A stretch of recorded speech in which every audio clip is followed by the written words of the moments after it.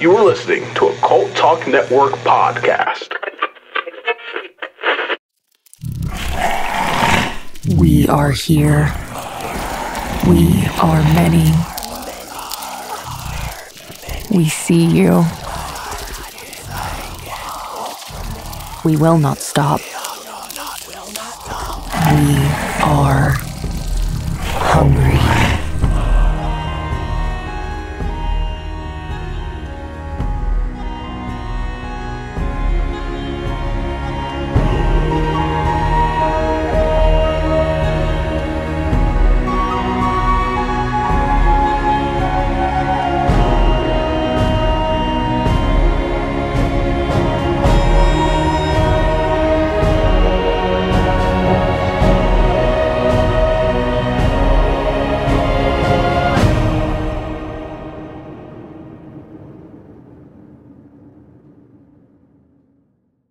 Hey guys, we're back with another episode of Cult of Lore. I'm Ben. I'm Eric. And I'm Jerry. All right, and today's going to be a fun one. We're covering a brand new faction to the 42nd millennium. At this time, we're actually jumping out of the Horus Heresy and going into the actual regular timeline, which is kind of always funny to think about, but that's how 40K rolls. Yeah.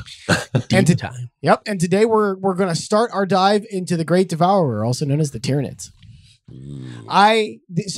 The Imperium obviously is my favorite faction, but behind them is the Tyranids. The Tyranids, I think, are fascinating and probably one of the better things that 40K has going for it that makes it unique. They're hungry boys. They are. They are hungry boys. Jerry, you're Great Devourer for nothing. Right. You're obviously our newest person to the lore, and you hadn't looked at the Tyranids at all before this. Yeah, I was. What did you think of them looking into this? They were always kind of like on the outside. I kept hearing about them, and I was like, okay, that sounds like something interesting. Yeah. And I finally got into it, and I was like, these guys are nuts. Their motivation is just completely different from like all the other factions and stuff, and their biology I thought was neat. Oh yeah. It's all biology, all of it. Yeah, they're just completely a biology force. Yeah. And there's no negotiating, period. Nope. I feel like even you have a better chance negotiating with orcs. Yeah, well, we know. have rare instances, as they may be, but instances nonetheless of orcs working with the Imperium. Right. Yeah. We So- don't have any instances of, we don't have any instances of Tyranids working with anything, including each other. Right. Like other hive fleets, we'll get into what that means in a second, other hive fleets fighting with each other. Yeah. So they don't, they don't play with negotiating. anyone. No language to speak of, which gave us just a little bit of trouble with our opening quote. Obviously, you've heard what we figured out with that Right. by now. Yeah, so. we had the option to go with a quote of what somebody said about the Tyranids, which is always an option, or try to come up with something new. We tried to come up with something kind of our own. Yeah. Hopefully you liked it. If you didn't, it's not that I don't care. There's just nothing I can do about it. So, and you're going to be hearing it probably. Never mind. I'm not going to say that because we are going to try to vary up the quotes more going forward. So I won't say what I was going to say, and you won't understand what I was going to say. So don't worry about it. Yeah, don't worry about it. Don't quote him on that. Don't quote me on that at all. Not even a little bit. Anyway, what are Tyranids? What's a hive fleet? Why are they different? Let's start there. So the Tyranids are a Xenos race. Obviously, they come from outside the Galactic Rim, which means out of all of the players you have on the board that is the Grim Dark of the far future, the Tyranids are the only ones that are from outside this galaxy. So they are aliens to even the aliens. Yeah. So even the Necrons, the orcs, not that the orcs really care, but the Eldar, nobody has any idea what's going on with these things for the exception of one person. And we'll get into that a little bit later. All right. So the Tyranids, if you hear my voice crack like a 12-year-old boy, it's because I'm getting over some varying form of Puberty. Yep. That's a surprise. Fuck, I hate all of you. You grew out of it. Anyway. Sinuses. Allergies. Is that what the kids are calling it? Anyway.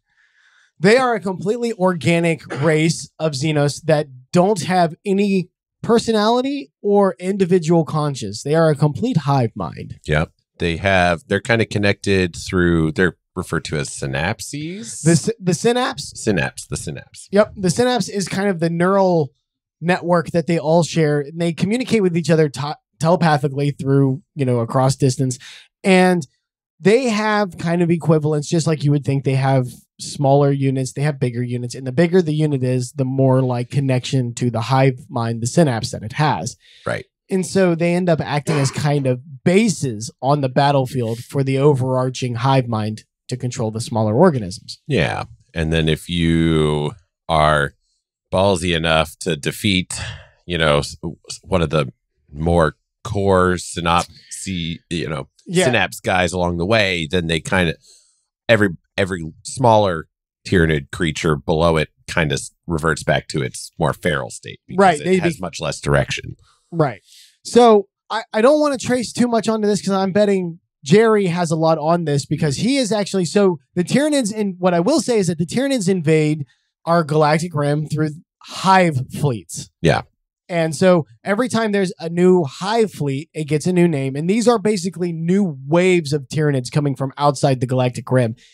Most of the time, there are things that are called splinter fleets, which are much smaller fleets that end up breaking off from these larger ones and become their own thing. Yeah. So they do originate sort of from inside the galactic rim, I guess you could say. Yeah. But all of the hive fleets come from outside. And the very first one on our list was not the first encounter of Tyranids that mankind has ever had, but the first real documented account. And this is Hive Fleet Behemoth. Jerry, this is you. Yeah.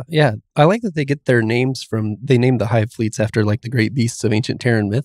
Right. Yeah. Oh, yeah. Yes. And Eric wants to, he's got a section that we're going to. Yeah, I want to talk about that a little more in depth later on. But if comes up along the way, by all means. Spare no thought. Yeah. So I know Behemoth and what was the other one? Leviathan were both in the Book of Job. So Yep. so that's where they got that from. The Old Testament monsters are in there. But then we have ones from basically everywhere. We have Gorgon, Hydra, Jormungandr from Norse mythology. Tiamat from I believe that's Mesopotamian. Ouroboros, which is a big fat fucking question mark. Yep. I'll talk about what little I know about Ouroboros later on. Get around to it. We'll get around to it. We'll get there. But yeah, Hive Fleet Behemoth was the first major Tyranid hive fleet encountered by the Imperium that I have here in my notes. Yep. And it was the first Tyrannic War. So they had a name for it. Yep. That's historically known as the first Tyrannic War. Yep. They invaded the planet of Tyran, which I believe was the first documented, right? Yeah, Tyran Primus. Right. There was a research station there. It was like an ocean planet. Yeah. Oh, yeah. Okay. So that makes some sense to the naming convention, because a lot of the ancient monsters are also most of them are associated with the sea. Right. Yeah. Yeah. Leviathan or Interesting. Boros. Oh, that's Yeah. Yeah. Jormungandr. Now, of course, we have Kronos, who's like the god of time. Yeah. So he kind of stands out. That is a standout. Yeah, that is a But weird he's one. also, Kronos is also another name for a Titan who's not necessarily I'm unclear, but apparently there's two Kronoses. So there might be. Maybe I'll look that up later. Yeah. Yeah. Anyway, carry on. Yeah, it was a Adeptus Mechanicus outpost. Oh yeah. Mm-hmm. Our study boys. Yeah, and one of the guys, Magos Varnak, who was an adept. Magos. He, that probably explains why it was so well documented. Those guys, they documented everything. Yeah, because he made like the data codex, and then he hid it in a bore shaft, like 3,000 meters under the surface. Yeah. See, there you go. So there it is. That explains that. Yeah. And that's where Fidus Kryptman found it. Was it? Kryptman. Now, there's a name that we're going to be hearing quite a bit. Oh yeah. Yeah. Inquisitor Kryptman. Yeah, because he was following in the wake of the Behemoth fleet. Yeah, finding all these dead worlds that was just rock. Yeah, he kept running on these planets that were just stripped of all life. Down, what's going on here? Down to microbiology. There wasn't even bacteria. It was a sterile world. Yeah. Which is, not even Exterminatus really does that. Wow. I got a bunch of the worlds here that they were going through. They went through Oculus, which was a moon-sized observation station by the Mechanicus. Boy, I bet that didn't take long. Jaga, which was an orc freebooter's homeworld. God damn, man. Anytime you talk about Tyranids versus orcs, there's something to see. Yeah. And Thandros, which was like a system.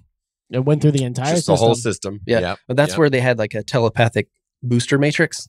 And so when Kryptman was trying to send messages to warn the Imperium that this was coming, they couldn't send them because of the shadow in the warp. And yes, okay. So what is the shadow in the warp? Yep. So the Tyranids do not possess a soul. They are completely biomechanical, and everything about them is.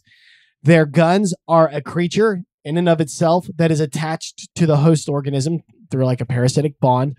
The bullets they shoot are another organism that is designed to self-propel, and then depending on what the round does, depending on what the creature does. Their ships are living ships that they fly in that do not have warp travel. They actually, because they're biomechanical, they can actually afford to wait the vast time that it takes to travel the distances. They don't starve to death. They don't. I mean, They have everything that they need right. currently. Now they do have a ship. God, what was it called? I should have looked that up. Study break. They're called bioships, aren't they? Yes. But they have one in particular. Is it Narwhal? Yeah, it's like Varwal or something. Yeah. It's spelled different than Narwhal, but it's It is, yeah. pronounced Narwhal. Narwhal. Narwhal. Okay. So they do have this ship that's called a Narwhal, which is like a small, almost tugboat type ship that basically can ramp up to near warp speed and pulls them along with it. Oh. More or less. Okay. So by near warp speed, we mean like they're almost going the speed of light? Or they... Yeah, probably like the speed of light, but that's still millions of years to get to something. Right. Yeah, a lot slower than... So they don't have warp travel, but also they have no presence in the warp. When they die, they don't have souls, so they don't influence the warp. But this mass consciousness that they share creates what's called the shadow in the warp, which is a complete dead zone to the warp. Anything ethereal, like demons, dissipate in it. You can't warp travel because of it. Psychers go crazy and like scratch out their own eyeballs and shit around it. They can't send messages. Can't send messages, no long term. communication, And one of the things that, whether it's an effect that they intend or whether it's just a pure side effect, we don't know, but it creates an isolating effect over the planets that are being attacked. They can't call for help, which in 40K, calling for help is not even that great anyway. Right. You still might have to wait, a few decades or centuries or whatever. For them to tell you, no, we won't be sending anybody for the problem you had 200 years ago. Yeah. So, Good luck. yeah. Because this fleet was heading straight for Ultramar. Like, sort of, taking planets on its way. I wonder Right. I wonder what drew them to Ultramar. Now, there's a theory about what drew the Tyranids. That is a loud dog. I know. She's very, very... She's very been angry. opinionated today. She has been. So the neighbors are out. Jepper. They're allowed to be outside. It's a beautiful day. It's a free country I dog. bark at my neighbors too. I'm not judging. Oh, hey, no, do not get me wrong. Back when I worked third shift, me and Gypsy would yell at the kids while they were standing at the bus stop together. Hey, you kids. Yep. Go to school. Quit fucking around. You're going to get somebody hurt pushing them out in the street. Okay. So one of the prevailing theories is like the Golden Throne is what attracted the Tyranids to our galaxy, right? That psychic beacon. However, there's some evidence that's can't. Well, not that it can't, but it might not be the case. Yeah, I saw something that was like, is not strong enough to have drawn them from where they were at. Well, so that's people that say that, and I've heard that from Luton say that, and that's possible. That's where I got that. Yeah, that's possible. The problem is that the metric we use to measure that is our instruments, right? Like the Imperium can't detect it from that far away. We have no fucking idea how the Tyranids are detecting things. Yeah, that's a good and point. therefore we have no fucking idea what their detection range is. So it's entirely possible. It's entirely possible not. Yeah. Maybe Right. not. But just saying that because the Imperium or the Necrons or the Eldar can't detect it from that far. And since they're coming from all directions, it could be that they just ran out of stuff everywhere else. So Right. there's the other theory. So the Touched Hive on one of fleets the most horrifying parts of these guys. we've already hit it. So there are 3 major Hive fleets, and all 3 Hive fleets have come at the galaxy from a different angle, Ugh. which implies that large sections. I saw those jowls go. It's a really nice day out, especially for February, so the streets are a hopping. Yeah. I know. Hey, you want to go outside? Okay, outside. Come on. Jeffrey, you go get him. Oh, go get him. Other way. Go get him. Fuck. Where were we? Tyranids coming in from different That's right, the angles in different galaxy. galactic planes. Yeah. Right. Yeah. So yeah, all three hive fleets come in from three sections of the galactic plane, which could indicate that either we're completely surrounded or at least on three corners of it, there's some fuckery. Which in either case is just way too horrifying for me. That means because there's a lot of space between galaxies, guys. Yeah, there's a lot. I mean, well, so hold on there. You're using our space in between galaxies. We have no idea what it looks like beyond the galactic plane there. Fair. That's So- fair. But terrifying. still, if you're looking at the amount of troops that a hive fleet can throw at a system, which is in the trillions. Yeah. And then you consider that probably what we're looking at is each hive fleet is a finger on a hand. We're pretty well fucked. Yeah. Because it's kind of, I know a lot of fans are kind of frustrated with like a bit of a stalling in the advancement of Tyranid lore, right? They kind of had a big push and then stopped it. That's what it seems to be. I almost kind of understand that because it's like these guys are so OP. It's almost like we need to unravel this slowly. Otherwise, I don't know. I mean, maybe. Perhaps it's a theory. Yeah, anytime they get defeated, they are slowed down a little bit. So. Yeah, it does slow them down, and it just takes so much to stop these guys. But they learn from it too, which Which will become very apparent. So you said they were heading straight from a crag. they were on their way there. Yes, Which is, of course, the home world of the Smurfs. yeah. They also passed through Solemnus, which is a Necron tomb world. Right? I wonder how that. But they were like, "There's nothing to eat here. No thanks."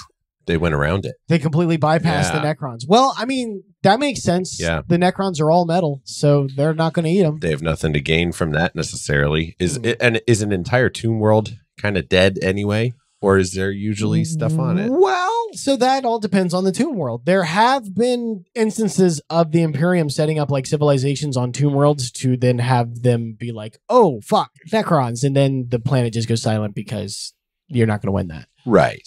Yeah. Bye-bye humans. Right. So yes and no. It is interesting that the Tyranids, I wonder if that means that if the Necrons and the Tyranids engaged in combat, if the Necrons just like froze and didn't engage them, if they'd completely bypassed them, or if the Nids were capable of registering them as a threat. Right. Nah, they've got to Or be, maybe right? Because they fight Mechanicum, right? I figure, yeah. What I That's interesting. saw, the Necrons actually really hate the Tyranids. They do. and they are willing to like work with people they normally wouldn't work with to fight Oh, the Tyranids. okay. So, they may have actually stricken some form, what might be an equivalent of fear in the Tyranids. no, I think it's more likely the other way around. Yeah. I think the Tyranids have inflicted some form of fear on the Necrons. Oh, As much as Necrons can feel right. emotions. Yeah. Because I'll tell you what, a hidden piece in this is the Silent King, which of course is the head of the Necrons, and he's the only one that's really capable of 100% emotional sentience, right? Right. Okay. He has reached out to the Blood Angels and has attempted to formulate some kind of negotiation with them. And he was wearing Sanguinius's face. Not literally. He was wearing a mask that was Sanguinius's likeness. And he told the Blood Angels the reason why he did this, because he actually, out of all the Primarchs in the entire Imperium itself, Sanguinius was the only one that he actually respected for some reason, whatever reason is, we don't know. But he believed that he could come at Sanguinius with this Tyranid problem, and that out of everybody, Sanguinius would be the one that would actually listen and would work with him. Okay. We haven't gotten anything else about the context of what that might fucking mean. So that's just, one Right. more piece into, and it's looking like the Silent King might have returned because of the Tyranids themselves. Okay. Ooh, okay. And also he was exploring outside the Galactic Rim. So Oh. he's possibly got probably has firsthand knowledge of what's going on. What the fuck is up? Yeah. Okay. Yeah. So carry on, Jerry. They were heading towards McCrag. They were heading towards McCrag. They went through the Necron Tomb world, and then they even ran into some heretic Astartes on a planet. Boy, I bet that was weird for the hive mind to try to like comprehend what was going on, because obviously it had fought humans before. It had fought probably Space Marines. It had probably fought them, and we don't know about it because they lost. And no records got out. Correct. So it had a vague idea of what it was fighting with these, but then they start whipping out what are the equivalent of magic powers, and they don't have souls. It was the Death Shadows Renegade chapter. I wonder what. Carry on. I'm going to look up and see where they come from. Cool. Finally, they. Oh, okay. Well, Kripman finally got a message to Ultramar, and then he went and met with Chapter Master Marneus Calgar. You guys heard of him? Calgar. Yes. Yeah. He's the head of the Ultramarines. Yeah. He kind of comes up with the Tyranids I looked into. Yeah. So finally they had like warning that was happening, and they sent them to Prandium, which was like a lush jungle world, like a gardens and forests and genetic craftsmanship. It was like a jewel of that area. Yeah. And it's all life. Yeah. Plants it's and just beauty. They really wanted to defend this area, but it did end up being a slaughter. The Tyranids just destroyed everything there. Yeah. It sounds like that'd be a lot of like biomatter that they would be able to get to. Just yeah. And then they went to Calth. Okay. I didn't have a lot of information on that. But then they went to McCrag. Yes. And then there was the Battle of McCrag. Yes. Yes. So they decided they needed a new strategy. That's when they switched it up from the Codex Astartes, I think. Oh, is that right? Okay. I think so. So the Battle of McCrag actually kind of changed up. Yeah. So it looks like Okay. So it looks like they're excuse me. It looks like they're actually from the Dark Angels originally. Who was that again? The Renegade chapter that came across the Tyranids. Okay. The Chaos Marines. Uh-huh. They were once called the Lion Guard, which leads me to believe they were probably Dark Angels. A Dark Angels chapter. You're right. Okay. But yeah, so Marnie Calgar, he was chapter master of the Ultramarines at that point. Mm-hmm. He was taking over for Gilliman, and McCrag came under siege, and I believe they lost most, like, it was something like 75% of the Ultramarines. It was a lot. They lost a lot of them. Yeah. They were like defending the fortress of Hera, which was what it was. Hera. Yeah. Yeah. So they actually ended up, I think the majority of the major fight ended up taking place on the poles, the two poles of McCrag. Oh, wow. And one of them was that fortress of Hera. Yeah. Do we know what the fortress of Hera is? It was a fortress monastery. Okay. Ooh. It's like an Astartes training. Yeah, but it's like an Astartes training ground. You have to remember this is McCrag. Everything is set up for the training of Ultramarines. Okay. Yep. Yeah, it looks like a lot of the battle happened in space, though. Okay. Because they were able to send one of the flagships into one of their bioships and did the warp explosion. What was the name of that ship? The Dominus Astra? There it is. Dominus Astra. Yeah. So every Hive fleet has a flagship, which has what is basically the core bioorganism for each fleet, which is called a Norn Queen. Yeah, the Norn Queen. And a Norn Queen, it not only reproduces and shits out all of the other versions of the Tyranids that become the warriors and whatever else the army uses, but it's also the central point for the hive mind. Right. And they use the what was it called? The Dominus Astra. It's an Emperor class flagship, which is a big son of a bitch. That's a big motherfucker. They overloaded the warp engines and then it like flew it right into where the Norn Queen was. Norn Queen, which then disrupted everything and caused the entire Hive fleet to basically go feral. Ooh. Which then became much more manageable. Then it's just cleaning up wild animals instead of Now here's the problem with that.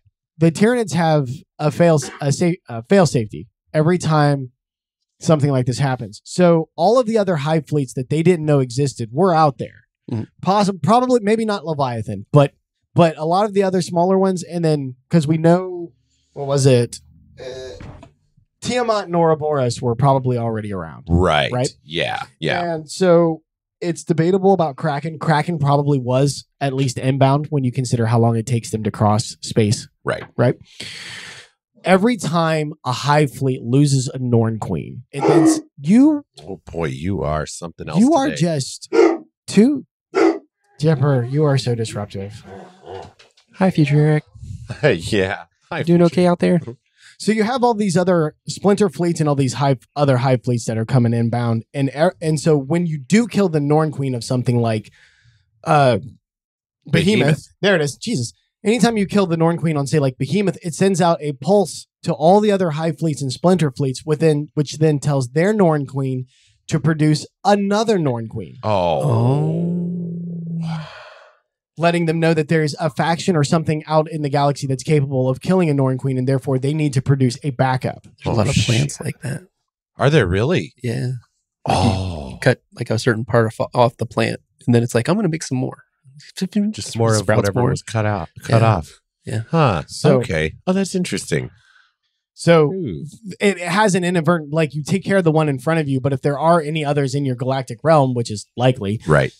then you're only encouraging them to produce more of the center. Right. So this was their very first encounter with the Tyranids. It really kind of rocked their world. Like Jerry said, they had to really revisit the Codex Astartes and whether or not it was applicable when facing this foe, and of course it wasn't. Right. Like that's just not going to work. You had to adjust for reality. Yeah, I mean, you have a book that's like your Bible of going to war that was made before this foe was ever even known to exist. Obviously, this is not going to work. Yeah.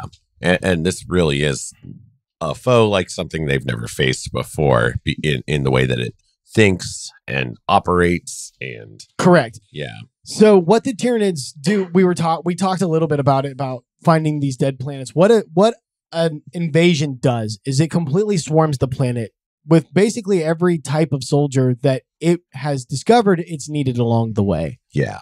And what it does is it takes over the planet, and then it converts everything, every organic substance, wood, grass, flesh, bone, even microscopic organisms. Right. And it reduces it down into this paste, which is then sucked up into the ships. Yep. That it then absorbs the genetic memories of all of this biomass, learning about the planet it was on. If it's got humans or any other sentient beings that are space traveling, it then learns about their space travel, about the technology they have, Useful biological traits. Traits, defenses, and then it uses that knowledge to then rework new soldiers. And so the whole point of a Tyranid hive fleet is to attack planets, to absorb the bioresources, to then roll into new soldiers, to then attack more planets. Yeah. Because when they kind of make that bio slurry that they suck up into the ships, like all of the soldiers that were on that planet jump in too. Even They all get of the ground other down. Tyranids then just commit themselves into this big like blender to be reblended, reprocessed. They have no minds of their own, no personalities to speak of, with the exception of a few. We'll get there. Yeah, but this is recycling in its purest form. They are brutal. Yep. They'll just keep spitting stuff out, suck it back in. And they take like all the water and stuff like that, like anything useful to life too, like not just the bio stuff, right? But anything useful to that too. Anything that provides nourishment, precious metals. It's learned to go after. Oh, no kidding, really? Yeah, because I think it's Tiamat. Okay, Tiamat. It has like almost diamond hard chitin around their bodies. Oh, and it's like absorbing precious metals and stuff to fashion into more armor. Wow. Just when you thought it couldn't get any worse. Yeah, basically the only thing it leaves is rock. That's it. Just bare rock. Yep. So that was the first giant encounter was Behemoth, but then after that came another hive fleet, Kronos. Or no, Kraken.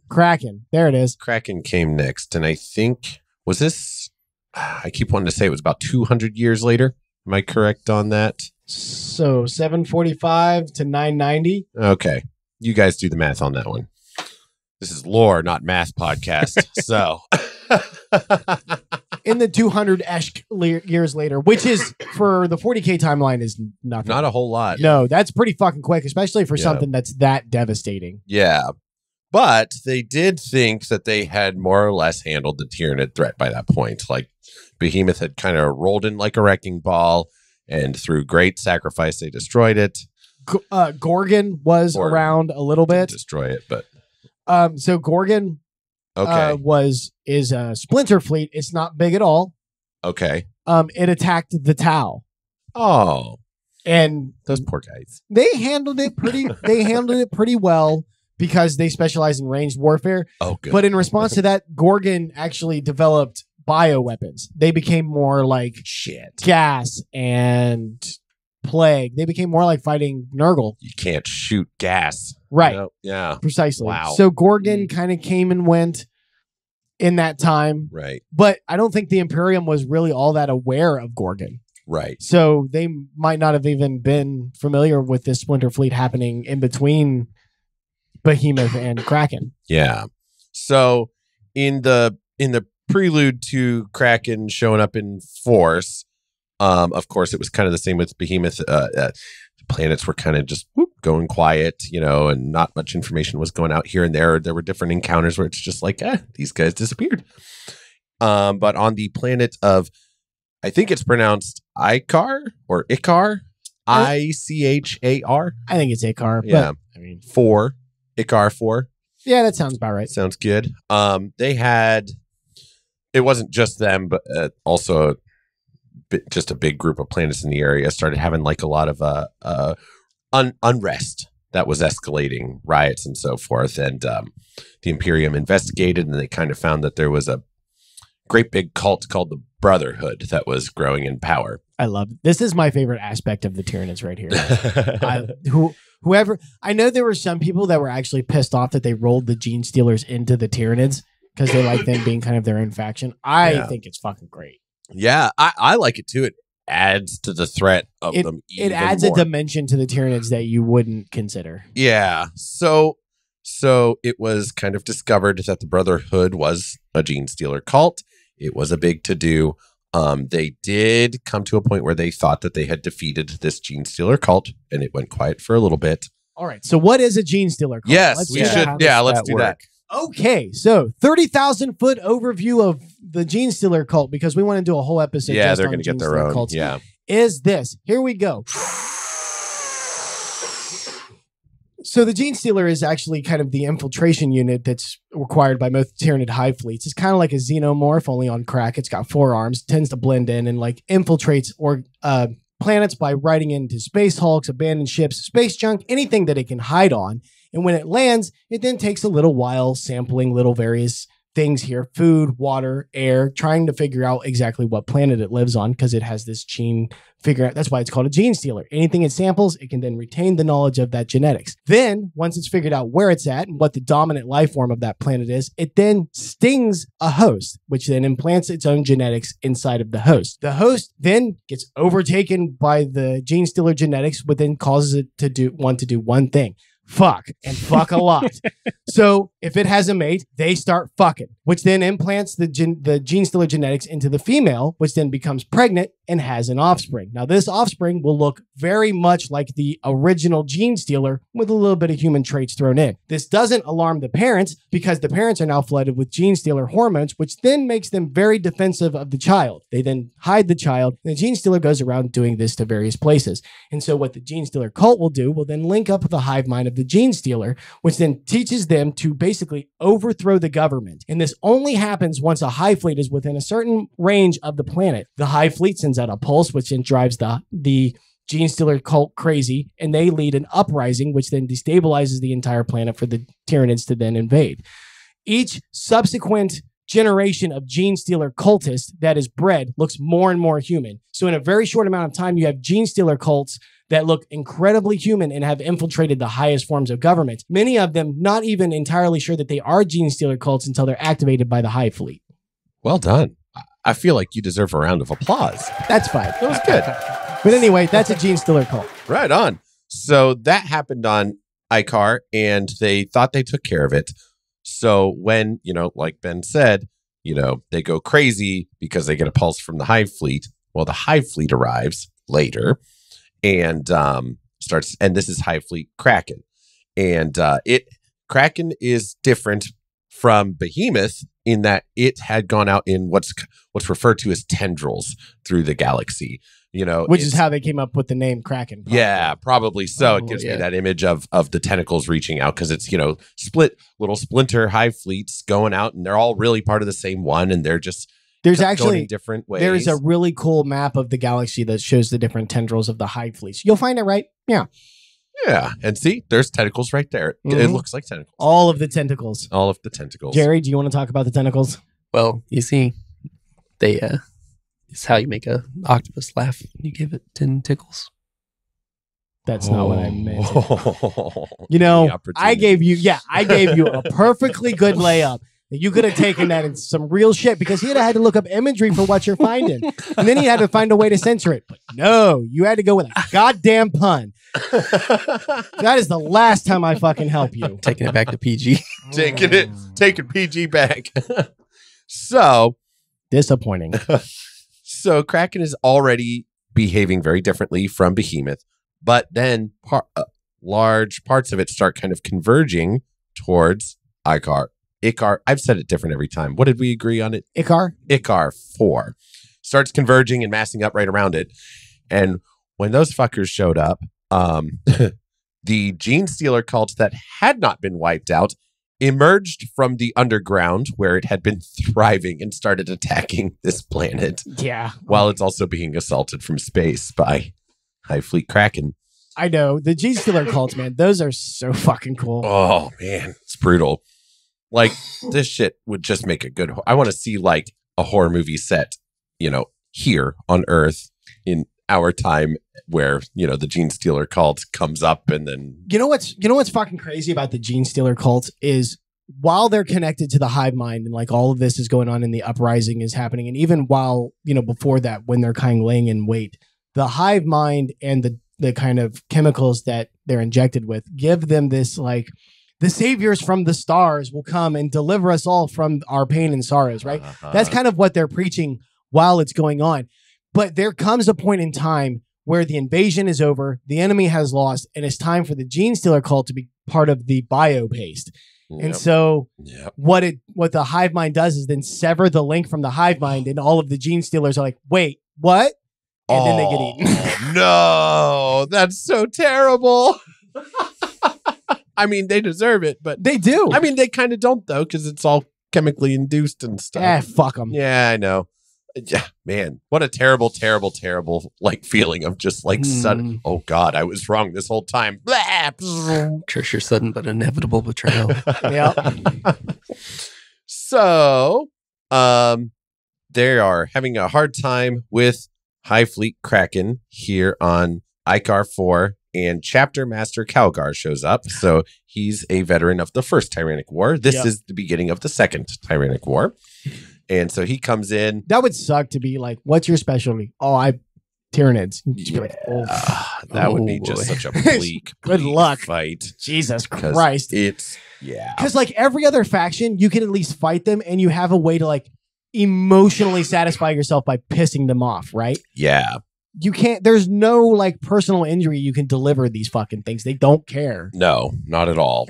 And so this fight, it was roughly a year of close quarters combat, basically. That just, right? That's what the Nids are good at. Yep, that's what they're good at. And they won. We, as in the Imperium, they won, but that planet was fucked. Yeah, there was nothing. It was rubble. It's basically space rubble by the time that shit was over with. Meanwhile, and at the same time, which actually contributes to how they were able to win, is Hive Fleet Kraken was also sending a large conglomerate of tendrils at the Eldar craft world, Yanden. That is the pronunciation I'm going to go with. Iyanden. See, how fucked is that? It's like the Calgar and the Ultramarines were fighting the fuck out of Kraken, and to the point where they basically busted a planet doing it. It's like, oh yeah, but this is a secondary fight that this thing's having on the side while it's fighting this other thing as well. Yeah, it's having two fights simultaneously. It's like, can you imagine if it just decided all at one time to turn and be like, hey, you guys. Yeah, and that is kind of the prevailing theory. It's like, so this it is in my opinion, like a step up from Behemoth, where it's like, okay, now we're going to start sending, probe for weaknesses, come in from different angles. Right. Whereas Behemoth was just a brute tide. Force. Yeah. Which is why I love Behemoth the most. It's just this full body press of just billions of organisms. but it's like, let's see what's going on here.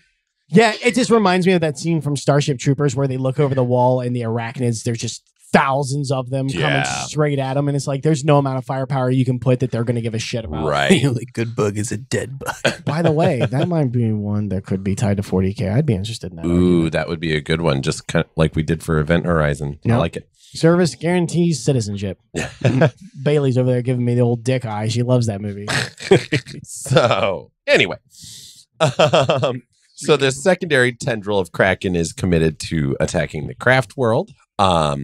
And these Eldar are having a pretty rough time. Again, as you can imagine, like it's nuts.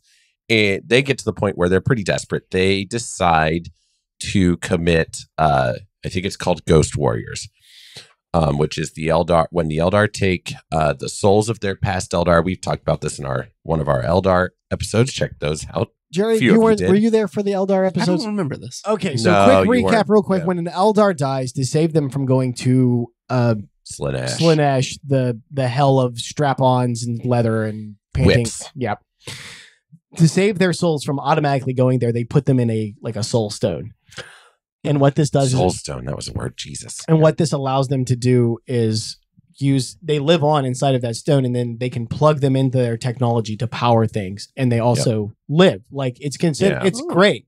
They enjoy it because they can converse with everybody, and then they can also communicate with the souls in the other stones. Yeah, so a craft world kind of becomes its own hive mind in a way of individuals that can communicate with the living Eldar aboard the world. Basically, Okay. you know, They kind of it's get a like ship. an eternal life that way. Yeah. Yes, Yeah. yes. And they also power their titans. So instead of a machine spirit, it's the spirit of this Eldar. It's usually the ancestor of whoever's piloting it. Right. Oh, that's cool. And so these and the soul stones are like really precious to them. So to actually put those in, like they're basically Dreadnoughts. Dreadnoughts. They're mechanical bodies that they're putting these in to commit them to. It's like Yeah, like how the Imperium takes the Astartes, puts them in the sarcophagus. Oh, yeah. yeah, They take the soul stone and put it into a mech to fight. yeah. I gotcha. And you know, if something happens to that, then there goes the soul. So it's like this is a very last ditch effort. And they you have to keep in mind that Eldar are an endangered species. They are an endangered species, and they have an overwhelming sense of self-importance on top of that. Oh yeah, there's Yeah. cocky man. Yeah. There's every time in a book where they're like, "Yes, monkey," I was like, "Motherfucker, I'll kill you myself." Like monkey shit my ass. So they have, you know, the Ghost Warriors committed, and on top of that, they're working on committing the avatar of their war god, Caleb and Chicane. Caleb and Chicane, who they can, at great cost, summon. You know, he forms a body in real space and is able to help them fight and stuff like that. I don't know a whole lot about all that, but I know it's not an easy thing to do. So these are two very drastic measures that they are taking on. We didn't talk about Swarm Lords yet. Okay, no, it's not Swarm Lords. Swarm- It's the Swarm Lord. The Swarm Lord. I'm so sorry. Okay, yes. so who is the Swarm Lord? So the basically field general of the Tyranids is called the Hierophant? No, that's their Titan. Okay. Hive Tyrant. There it is. Hive Came Tyrant. to me from the ether. It's called a Hive Tyrant. Basically, that's the field commander. It's the strongest link to the Norn Queen that is boots, like Boots hooves on the ground, basically. or Yeah. claws. Yeah, basically. Tentacles. There is a special Hive Tyrant that is called the Swarm Lord, and he was fighting. He was the one that headed the Battle of Macragge. Oh, that's right. Oh, okay. Yep. He fought Calgar. He fought Calgar, and he is one of two personalities that the Hive mind seems to have that has shown up in other Hive fleets. Now, the other one is called Old One Eye. He's a Carnifex, which is basically like their version of a tank. I think you have him there. I have his name here, yes. Yeah, it's basically a Tyranid version of a tank. He shows up in Behemoth, and he keeps being reborn, but always in Behemoth colors, right? The red and blue. Yeah, he keeps coming. They keep thinking they've killed him, and he keeps coming back. Right. It's like it's the exact same fucking guy. The Hive Tyrant, the Swarm Lord, actually appears in other Hive fleets. So it's like a personality that's transferred from different Hive fleets. Okay, and he's just taking a different body. No, it's the exact same body, just different I guess that's the colors. thing. Oh, Huh. Like he looks exactly the same. You'll find he's a badass motherfucker. You'll find a picture of him, right? No. Yeah. Oh, yeah. You don't do that. That's my stick. Ah. But anyway, he appeared there. Yeah. Well, And- yeah. And he's a when he shows up, it's a bad time. Yes, and maybe I might be mistaken. Maybe it was a hive tyrant, maybe, or the swarm lord. I actually can't remember now, but I think it's swarm. Lord, a move like what you're getting ready to talk about is probably the swarm lord. Yeah, that's right. Because he sees the avatar of Calaman Kane. Just say Kane. Kane, and he's like, "Yeah, I'm not gonna fight you head on," and he just sends in just over, all of his mooks, just tons of them, millions of them, swarms them, overwhelms him, drags him down. So the avatar is like hundreds of feet tall. Yeah, just this big flaming sword wielding. It looks like kind of like almost like Surtur from the Marvel Ragnarok. From movie. Ragnarok, yeah, something kind of like that. And so just to see millions of organisms just dogpile on this flaming colossus and pull it down and win just through sheer weight of numbers would be fucking nuts. An Eldar god, that is just like, what in the world, man? I can't imagine what was going through their minds when he toppled. That had to just collectively just elf shit all over the floor. I'd like to see you monkey now while you're changing your britches. So even with these two drastic measures, that's not enough. It takes Prince Uriel to show up, and actually, I think he's got some sort of bad blood with the craft world because he swore never to go back. He'd never go back there again. He ended up putting his boots on the ground here too. Came in, eventually they were able to win out at the cost of, I believe it was 80% of the craft world's population.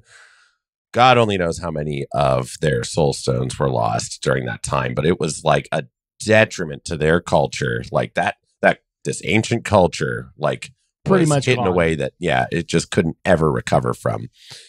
And the only reason that either the craft world or the Imperium planet Icar 4 were able to survive is because they were both attacked at the same time. If Hive Fleet Hydra had just picked a target and swarmed in, it would have gotten either one of them apparently easily.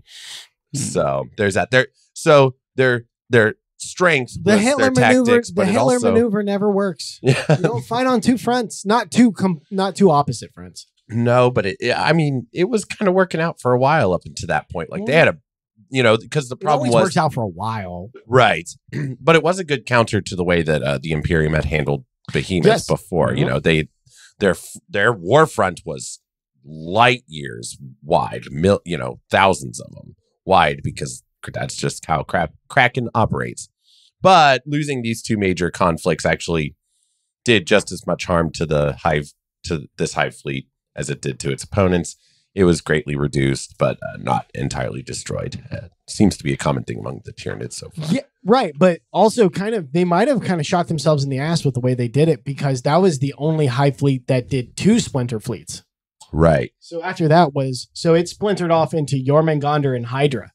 Oh, okay. Okay. So they came from Kraken. Yeah. Ah, okay. Well, so it's kind of debatable whether or not a splinter fleet does directly come from a hive fleet, but that's kind of seems to be how it, like, the hive fleet comes in and then it's destroyed and then these splinter fleets pop up. Right. Okay. Whether or not they are like directly. Now, there is an exception that we'll talk about at the end. Okay. All right. But Jormungandr came out, and Jormungandr is kind of cool. I like them. It was neat.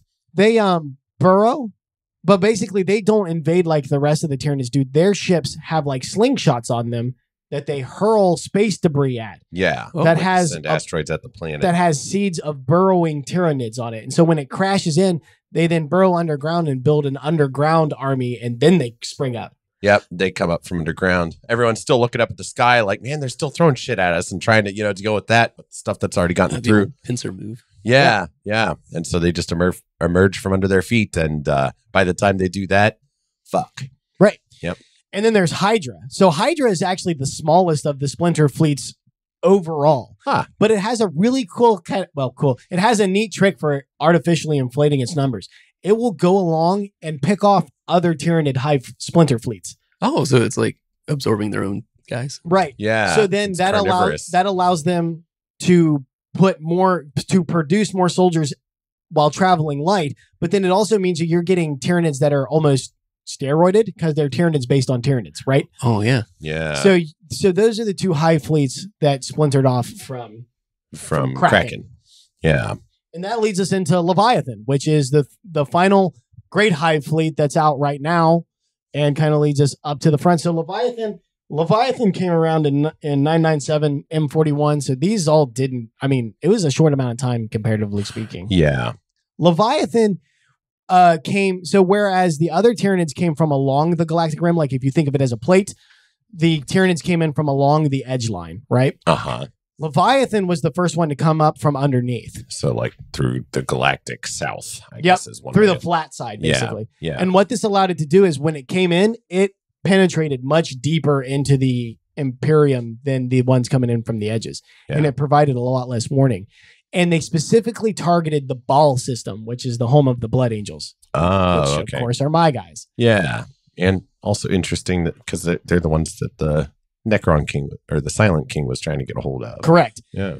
So Leviathan seems to be kind of more or less a collection of all of the different ones that have appeared before. It does all of the things that all of the other ones do. Oh, okay. It will full body press when it can, like Behemoth. It splits off into tendrils like Kraken when it needs to. It produces heavy toxins. Like it does it all. And it even included psychers. Oh, psychers. Tyranids with psychers. They're called zoanthropes. You'll find a picture of it now. It's basically a giant floating head. And I believe, if I'm not mistaken, that the strongest human psyker, not counting the Emperor, of course, which would be like Malkador, is like a level 9 psyker. And zoanthropes are 10s and 11s. They're so powerful that they actually have been known to spontaneous burst into flames in the middle of battle because they just keep pumping out psychic powers until they overload and explode. That's crazy. Blat. Yep. Which makes sense. They don't have any inhibition. Like no, it's like not that hurts. I need to stop. Like it overcomes the entire galaxy that they've destroyed and learned is all biological stuff, and it overcomes the biological capabilities that they have. Right. From all of that. All those natural stoppers from it. Yeah. Indeed. So what this leads to is basically a head-on match between Leviathan and the Blood Angels on Baal, which is their home planet. And this wasn't going to be like a two-pronged attack. This was a make-or-break fight. Sanguinius's body is entombed on Baal. So can you imagine if a Tyranid High Fleet was to get a hold of Primarch genetics, let alone one that had the gift of foresight? You're talking about a High Fleet that could possibly see the future. That's terrifying. So this was a make or break moment. Obviously, Baal is on the other side of the tear. So trying to get reinforcements or communications from the Eye of Terror and the Cicatrix Maledictum, which is the split that goes down from the Eye of Terror, makes it almost impossible. So they were pretty much on their own. This led to the Blood Angels calling all of their chapters. This was like everybody involved. Yeah. You have Dante, my man Dante, the chapter master of the Blood Angels, with popping Tyranid heads like the guy from Doom. Like it was a crazy battle, and it was more or less a losing battle until two things happened simultaneously, each one as crazy for the Blood Angels as the next. Kabanda. Oh, you remember Kabanda? Yes. The head demon of Khorne, who is the archenemy of the Blood Angels, shows up and teleports the Norn Queen and half of the Hive Fleet away from the Baal system and onto like one of the moons. And all they find is a stack of Tyranid skulls with Khorne's sign on it. What the Basically, this was Khorne saying that nothing was allowed to wipe out the Blood Angels but him. And so he sent Kabanda to give them a hand. Holy shit. And then Gilliman, newly resurrected Primarch Gilliman, shows up with a metric fuck ton of reinforcements of Primaris Marines. Okay. It's no secret how I feel about the Primaris Marines. I understand that you guys need to sell new figurines and all this shit, but like, come on, Chris. But whatever. It saves my boys, so I can't be too mad. Like when Dante dies, and yes, he's going to die. It's Warhammer. It is. That's gonna hurt. He's so. I love his story. He's so tired, and I want him to. He is. He's the oldest living Space Marine right now, and he literally just wants to die so he can rest. But he also believes down to his core that he's living for some ultimate purpose that he needs to fulfill first, and then he'll be allowed to pass on. Oh. And he had a vision of it, of him standing in front of the golden throne, and like some light emits. So we don't know what that is, but he's going to keep going until then. I love his story. But so that combination basically breaks off Leviathan. And Leviathan doesn't splinter fleet too much. There is one splinter fleet called Kronos, but Leviathan largely stays intact and then kind of dissipates itself and sends it off elsewhere. So it thins itself out. Ah, okay. But that makes it easier to, so between big fights, it's just like, good luck hitting me, Correct. Just little pieces here and there. And we have no idea what it's really doing right now. Right. And so the splinter fleet from that is Kronos. Kronos is actually kind of cool. They're a ranged-based splinter fleet, and they specialize in dealing with chaos. Really? So because of the Cicatrix Maledictum is so close to Baal, when Leviathan got dissipated, I imagine there was a bunch of them that the only escape pattern was towards the Eye of Terror, and so they had to get real good at fighting chaos. Ah, okay. Now, this presents a quandary. If the Tyranids... So one of the biggest disadvantages that Tyranids have is they can't fight psychic stuff, right? Not very well. Now, the zoanthropes, they can put shit out. Yeah. But they can't really fight it. It can't really affect them, but that's as much of a weak spot as the Tyranids really have. Right. But if this Kronos splinter fleet shows that they're able to start adapting to fighting chaos, there's a real fucking problem. Yeah, really. Now, that also coincides with the closest thing we have to what the end of the galaxy looks like is Sanguinius had a prophecy that showed the end of all time. And what he saw was the chaos, the eternal enemy, fighting against some Xenos horde that he had never seen before and didn't know of. And it is the Tyranids. So the kind of working theory is at the end of the 40K universe will be the Tyranids versus chaos. Whoa. Who wins? So there's some thoughts on that. So the Tyranids operate off of biomass, but so do kind of chaos. Chaos draws its existence from sentient emotion.